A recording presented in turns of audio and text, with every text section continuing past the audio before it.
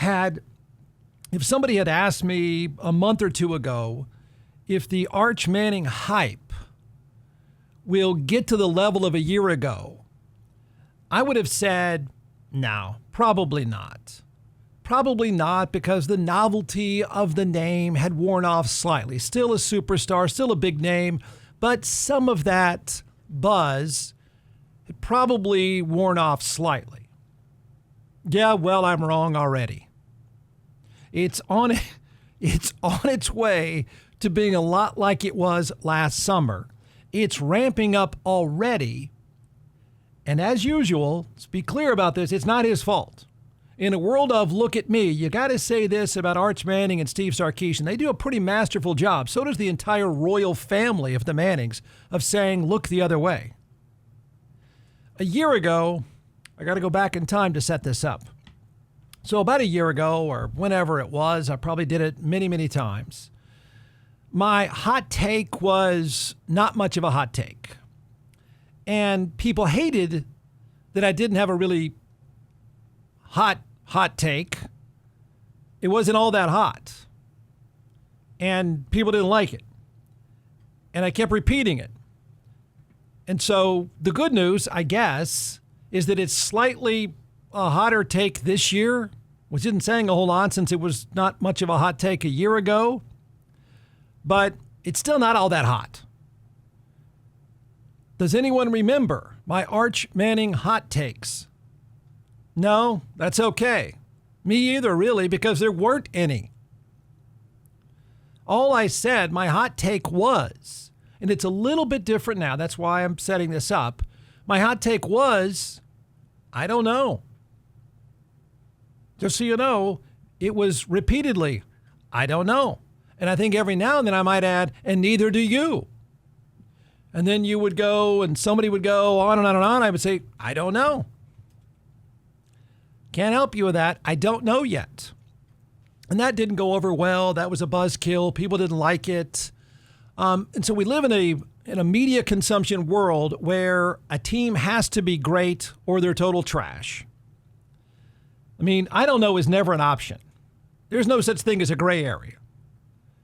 A coach is either going to get a giant raise or he deserves to be fired. It's a world where the only thing that matters on offense, this is the only thing that matters, apparently, is quarterback play.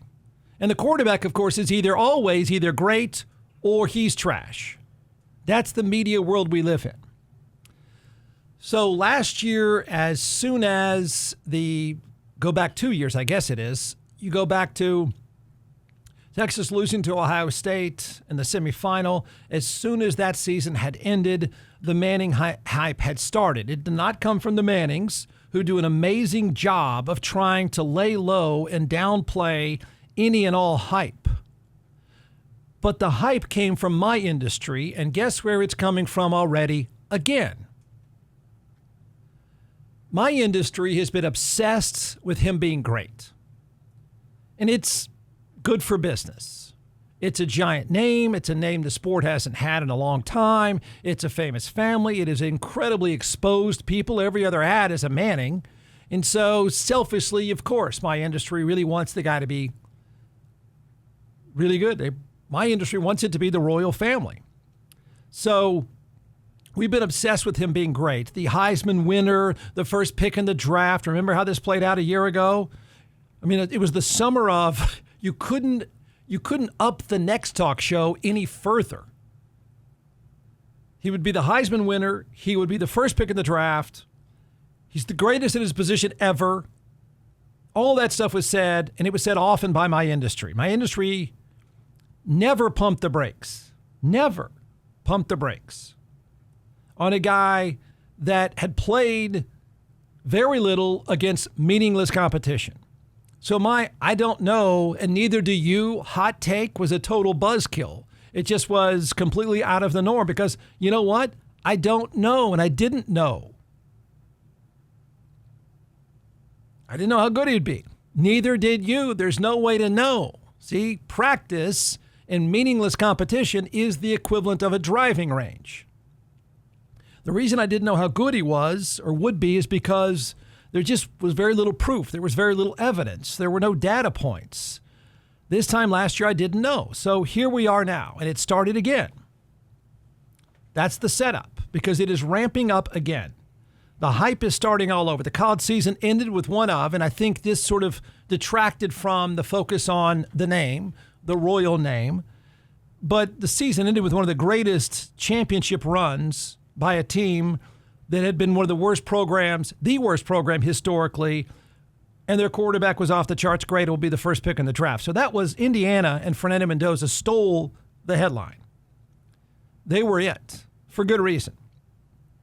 But my industry will always gravitate to the sexiest topic and the biggest name in the sport. Because Curt Cignetti and Fernando Mendoza sucked up all the oxygen late in the year, but not now. Not now, because all of a sudden the NFL season ends, and guess what starts? Talking about the draft. I mean, football is, this one is, I think, NFL driven. Well, this is talk show host driven, but talking about the NFL. So here we go. We know this. At least two NFL teams are going to be in a race to be the worst. They are on a tank mission to get the first pick in the draft, and that's the Jets and the Dolphins. Both are desperate for a quarterback. Both fan bases are desperate for a quarterback savior. We all know how this works, and it usually doesn't work out. But, I mean, you can feel the momentum now. Our year-round obsession with the NFL and its quarterbacks is going to drive the Arch Manning story all year, starting now.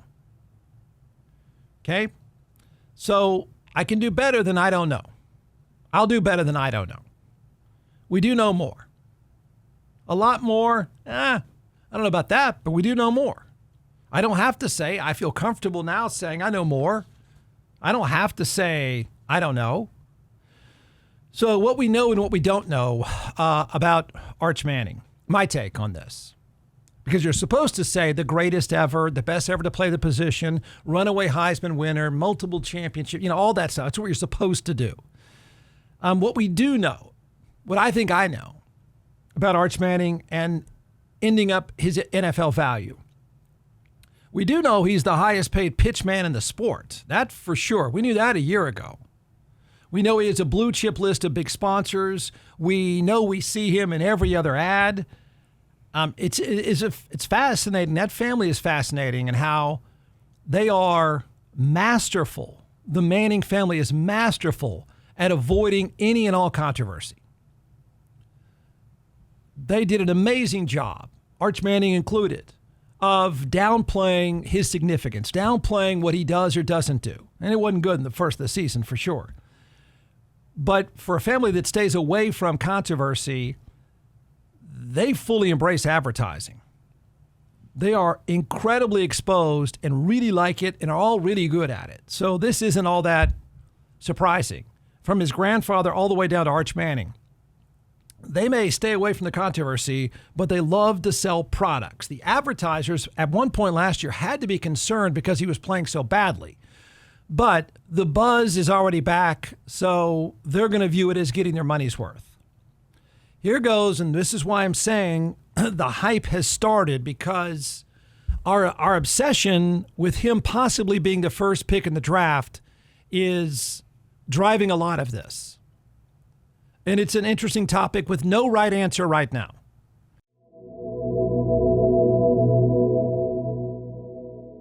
Hey, here's a recommendation backed up by my own experience, a great experience. And that is, I've been a client of DJC Law, and I can tell you this. You're going to get three things with DJC Law. You'll notice it right away. The difference is you will get peace of mind. They will take care of every single detail perfectly, and you will get the result you deserve. If you're injured by the negligence of someone else, fighting with an insurance company for any reason, trust me when I tell you, you will need DJC Law. Dan Christensen and his team of attorneys have a remarkable track record. I've known Dan a long time. He's a military vet. He's board certified in civil trial law, and I've been a client. So you can trust them. You will get the result you deserve. Check out teamjustice.com, and you'll see thousands of 5-star reviews. The bottom line is, if you're in an accident, you need DJC Law. Contact them right away. 512-888-DJC. 9999.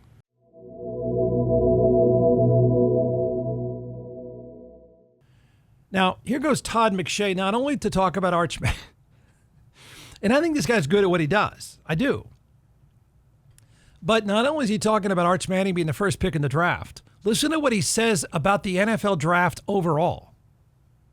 2027, if it's not the best, it'll go down as one of the 2 or 3 best quarterback drafts and maybe overall drafts. Certainly in my time doing this, but I think probably in the common draft era that goes back to the 60s. From Arch to Dante Moore to Lenora Sellers to Brandon Sorsby, I think who a lot of people are sleeping on, to C.J. Carr, to Maeva, the quarterback at USC. There's a chance we had 6 and 12 picks in 2024. There could be 8 first-rounders next year. It's that loaded.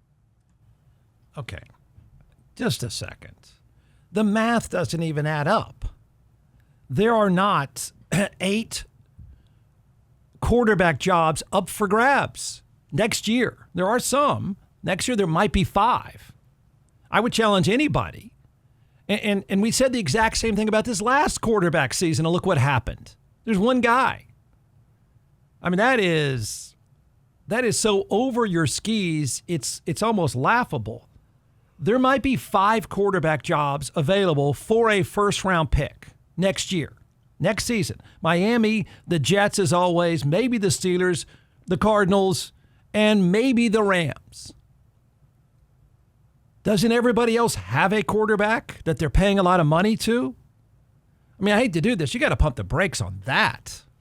I mean, I don't deny that the first 2 players taken might be quarterbacks, but not 8 of them. And you can't say, you can't say that a draft that contained Dan Marino and John Elway back in the day, that somehow all of a sudden you've got better prospects than John Elway and Dan Marino in this draft? You've got to be kidding me. But that's where we are. This is what we do. I mean, we said the same thing about the draft a year ago. And all of a sudden, guys, quarterbacks started disappearing. It's a market of one now. And last summer and last winter, we were talking about, oh my gosh, you've got this Cade Klubnik and Drew Aller. And we went down this list of, there could be 6 or 7 quarterbacks taken the first round. And now there's one that's viable. So that's over the top. Now, whether or not that 1 or 2 at the top of next year's draft is Arch Manning is the topic of the day, but come on. So, and I don't know what happened to the other ones. We kind of thought we knew what we were talking about, and we ended up not knowing it. We had no idea who Fernando Mendoza was, and look where he is now. So I like to say, and I know this is not the hype you want. It's better than I don't know for Arch Manning. A quarterback is a byproduct of what's around them. Okay? A really good quarterback doesn't have to make plays. A really good quarterback doesn't have to try to make plays. What they do, the really good ones, they let good players around them make plays. But you got to have that stuff. Even in college football. Certainly in the NFL, but college football as well. So here's what we know about Arch Manning. I can't say I have no idea. But we do know some things. We already know them now. And it's fair. We know he's resilient. And that means a lot. I mean, you have to give the guy props for being so hyped.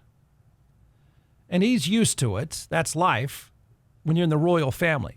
But he was so hyped and he was so awful at the beginning of last season. He could not have been worse at the beginning of the season. The stats told a terrible story, but the eyeball test was even worse. He was jittery. His footwork was terrible. He was shockingly inaccurate against bad competition. He was ripped publicly. I do think it matters, and I do think it helps. He was already being viewed as a bust. I mean, by mid-season, don't tell me you didn't think the same thing. It was hard not to. It was impossible not to. So he got better and better and better. I'm not saying great. I'm not over my skis. But there is something to be said for the guy being so awful. But then by the end of the year, you saw a good to really good quarterback. I don't say great. You don't know that part yet. But that was dramatic improvement from a guy that was, at one point, a full-on dumpster fire. So he got better, and I think there's something to that. Texas finished the season scoring 34 against Vanderbilt, 52 against Arkansas, 27 against A&M, and 41 against Michigan. Even though they got boat raced by Georgia on the road, Arch Manning actually played pretty well. In the second half against Texas A&M, a game the Aggies should come to Austin and win. They did not. But in the second half of that game, Arch Manning took over with a lot of big plays, off-script plays. So what we know he's tough. He's a big, fast guy. We know that stuff. We know he's a ridiculously good athlete. He has breakaway speed, and that might win Texas a bunch of games. It's not what you want to do in the NFL, but he's fast enough, faster than most of the people trying to catch him, and that may win them a bunch of games. We know he can step up in the pocket. The term is climbing the ladder. Really sort of in a weird way, you could notice how good he was at that. We know that. We know he can step up in the pocket. We know he can throw downfield for big plays. I think you also know he's one of the better deep passers. It just seems most comfortable to him, and they can outrun guys. That Texas offense can have players that outruns people. So we know he's a deep ball passer. He can do it. We've seen it enough against decent competition. We know he's got two big play receivers. They do. We know he's got some experience. That resilience does matter. We know these things. You know it's a different player. He's been beaten up. And he turned out better because of it. We know he has talent. He's surrounded by talent. And we know the guy at the end of last year was a very good quarterback. I don't know if I'd go so far as to say great. I don't know if I would say first pick in the draft because that takes a full body of work. But you do know a guy that started the season, was pretty awful, into the season is a really good college quarterback. We know the hype is unsufferable, but he can handle it. We know that now. We know he's probably among the 10 best in the game. Notice how I'm not saying the best. I think that's way over your skis. I don't know that. We know he's among the 10 best, and it's a good group of quarterbacks. Is he the best? Second best? I don't know that yet. Those are all the things we know. And those are good things. You can now say, a year ago I had to say, I don't know. I just don't know. You now know those things.